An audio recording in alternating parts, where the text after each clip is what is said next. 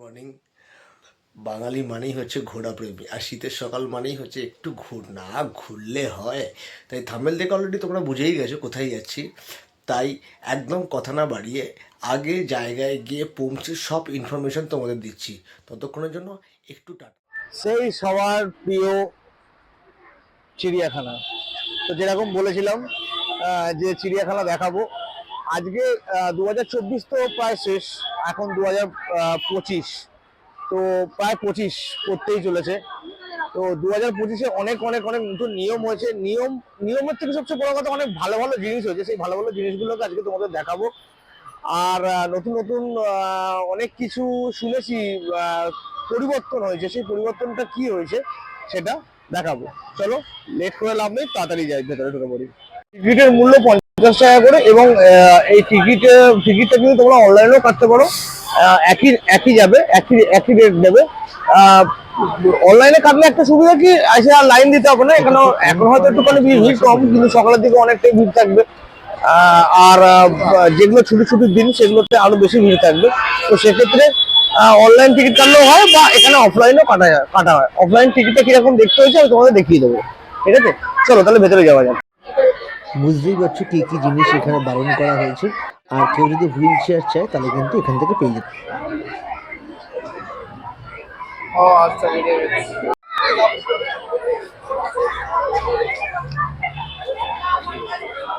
150 বছর কিন্তু কম নয়, তাই 150 বছর সব জায়গায় মেনশন করেছে ওরা। আর খুব সুন্দর কিন্তু এই জায়গাটা, হাতি জিরাফ করা আছে, বেশ ভালো। তাহলে ঝটপট ভেতরে চলে যাওয়া যাক। এই হচ্ছে পুরো ম্যাপ। এই ম্যাপেতে তোমরা কোন কোন দিকে কি কি প্রাণী দেখতে পাবে সেই প্রাণীটা পুরো ম্যাপ করা আছে। এখানেও 150 বছর করে দিয়েছে, মেনশন করে দিয়েছে। সত্যি 150 বছর অনেক। এই তো গন্ডার, সুন্দর। হচ্ছে লেপার্ড, জানি না কতটা দেখাতে পাচ্ছি। এই যে উনি রোদ পোয়াচ্ছে, মানে সবাই রোদ পোয়াচ্ছে, সবাই ঠান্ডা লেগে গেছে। দুপুরবেলা লাঞ্চ করে অর্ধেক পানি তো সব শুয়ে রয়েছে। বলেছিলাম না বাঘ সবার প্রিয়। বাঘের এখানে কত লোক, আর বাঘ আছে এর ভেতরে। চলো সামনের দিক দিয়ে দেখাই। আমাদের সবার প্রিয় বাঘ মামা, বাঘ মামা দেয় আমার। হচ্ছে সাদা বাঘ, সাদা বাঘ, দারুন দারুন দারুন দারুন। এদিকে চলে গেল। বাঘের ঘর থেকে ঘুরে আসার পরে যদি কারোর টুকটাক ছোটখাটো যদি খিদে পেয়ে যায়, এখানে আইসক্রিম, পপকর্ন অনেক কিছু পাওয়া যাচ্ছে। আরো দেখিয়ে দিচ্ছি। বাঘের ঘর থেকে সোজা সোজা আসলেই যেখানে রাস্তাটা ঘুরছে সেইখানেই কিন্তু এই জিনিসটা পাওয়া যাবে। দেখিয়ে দিচ্ছি আমি। এই হচ্ছে সেই খাবার দাবারের দোকান। এখানে আইসক্রিম, পপকর্ন এগুলো পাওয়া যাবে। বোল্ড ইগলতে ওই যে দেখা যাচ্ছে ইগল পাখি। টিয়া, সুন্দর অনেক টিয়া, ভালো লাগে বেশ, তাই না? চলো আরো দেখি। এই মানুষগুলোর নাম লেখা আছে এখানে। এরা হচ্ছে এক একটা পাখিকে অ্যাডপ্ট করেছে। এর ভিতর যে পাখিগুলো, এই পাখিগুলো কিন্তু খাওয়া দাওয়া সব এরাই দেয়। আর নামের পাশে যে পাখির ছবি দেওয়া আছে, সেই পাখিগুলোই কিন্তু ওরা অ্যাডপ্ট করেছে। খুব ভালো জিনিস কিন্তু এটা। ব্লু অ্যান্ড ইয়েলো ম্যাকাও,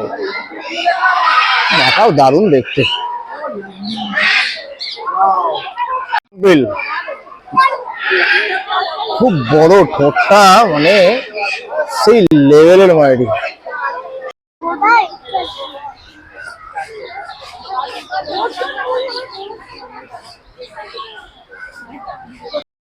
ও যা করছে ও তাই করছে। এইবারে যাচ্ছি আমরা জিরাফের কাছে। চলো দেখি। জিরাফটা আগেরবারে যখন এসেছিলাম তখন নর্মাল ব্রিজ ছিল, যে ব্রিজটা নর্মাল ছিল, এর উপরে এটাও সম্ভবত কাঁচের কিছু একটা করে দেবে, যার জন্য উপরে ফ্র্যাকচারটা করা আছে। ভালো, বেশ উন্নতি। মতো জিরাফের ঘরটা দেখা যায়। এরপরে জিরাফটা দেখায়। দারুণ, কি ওষুধ!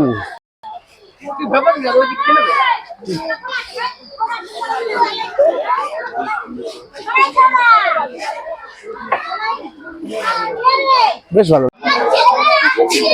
খুব মন খারাপ মনে হচ্ছে, মাথায় হাত দিয়ে বসে রয়েছে। প্রচন্ড চিন্তা তো।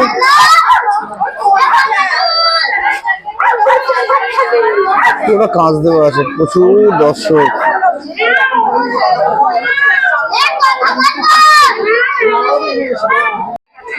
এই তো আমাদের বহু পরিচিত সেই জেব্রা, ছোট থেকে আমরা দেখে বড় হয়েছি, এটা সেই জেব্রা। সুন্দর দেখতে না, বেশ ভালো। আরেকটা আছে ওই সাইডে, বাহ, হচ্ছে লেমুর, এর নাম হচ্ছে লেমুর। আমার আসছে এই সাইডেই আসছে, এই আসছে। সুন্দর দেখতে, তৈরি হচ্ছে। এনার নাম হচ্ছে ক্যাসোয়ারি, বেশ ভালো দেখতে। দুজন আছে, নীল লাল রং। ভাল্লুকের বাড়িতে কাজ হচ্ছে, তাই ভাল্লুককে ভেতরে ঢোকানো আছে। ব্যাড লাক, ভাল্লুক দেখা গেল না। এই তো হরিণ, বাহ, খাচ্ছে, ভালো বেশ। বছরের সব থেকে আকর্ষণীয় জিনিস, আমরা এতদিন কি জানি, পাখি খাঁচায় থাকে, মানুষ বাইরে থাকে। এবারে মানুষ খাঁচায়, পাখি হাজার। 50 বছর উপলক্ষে এই হচ্ছে সেই পাখির জায়গা। আহা, পুরোটা কাঁচের মধ্যে, বাইরে কিন্তু আছে পাখি, পাখি খাবার খাচ্ছে, বাইরে পাখি খাবার খাচ্ছে। এটা বেশ ইউনিক, বেশ ভালো লাগলো এটা, এই জায়গাটা।